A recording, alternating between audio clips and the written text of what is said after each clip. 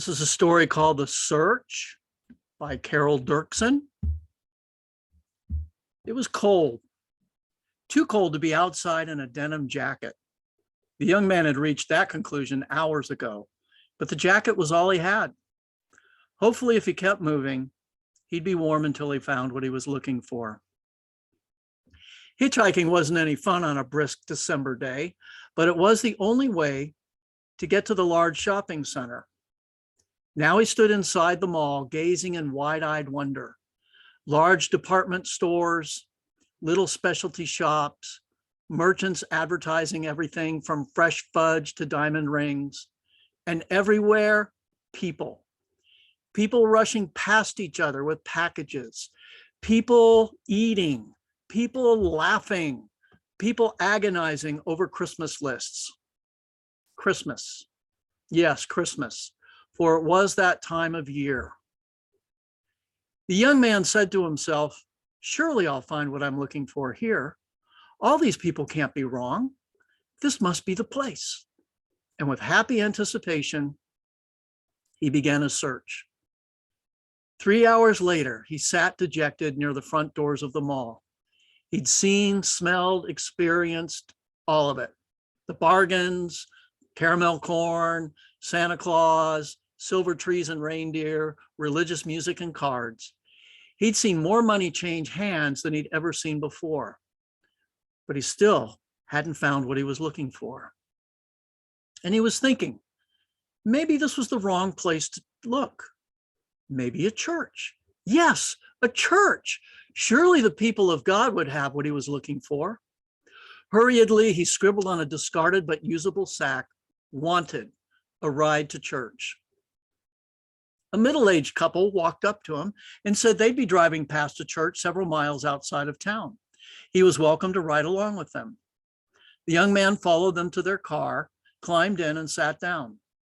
Although they were nice enough, the couple wasn't very talkative, so he had a chance to do some thinking as he headed out of town. He still couldn't quite understand his experience in the mall. Christmas was presents and shopping, decorations and lights, snowmen and Santa Claus. To be sure, there were some religious decorations, religious cards, and religious music. A lot of people seem to know about the origin of this holiday. And nativity sets with Mary, Joseph, and a baby in the manger were in abundance. People seem to know in the back of their minds, but they had more important Christmas things to do. The car was stopping at a large white church building. He thanked the couple for the ride and stepped out. The luxury car drove out of sight. The last thing he saw was a bumper sticker proclaiming Jesus is Lord.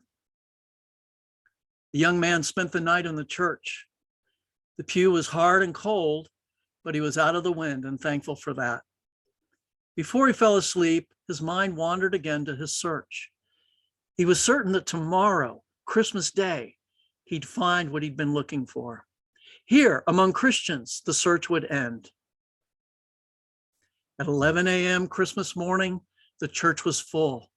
Families were together, new clothes were in abundance, and the worship service was flowing smoothly. In the front pew sat the young man in his blue jeans and denim jacket, eagerly taking it all in. If he took time to think about it, he could feel eyes on his back, his thin clothes, and his scuffed shoes. He knew he was being watched, scrutinized, and whispered about. But he didn't worry about it, for he was among God's people. An hour later, he stood, confused, in the back of the church.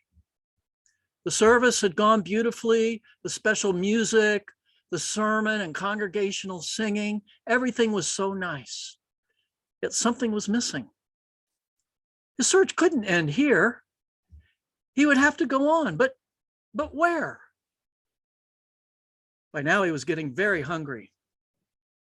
Nobody had said much to him or invited him over for dinner, although it was obvious he was alone without a place to go.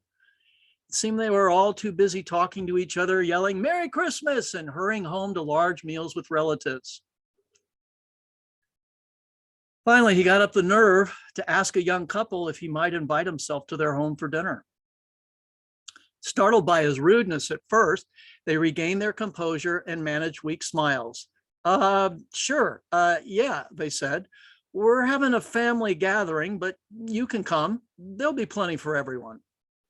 And there was plenty of meat, bread, vegetables, goodies, and drink for everyone. And after the meal, there was a gift exchange. Everyone seemed happy, eating a lot, exchanging the latest gossip, opening gifts, singing Christmas carols. So happy, wrapped in their version of Christmas, the remembrance of a helpless infant, that they forgot about the young man who was searching for something. So without a word, he quietly slipped outside, back into the cold night air. And Jesus wept.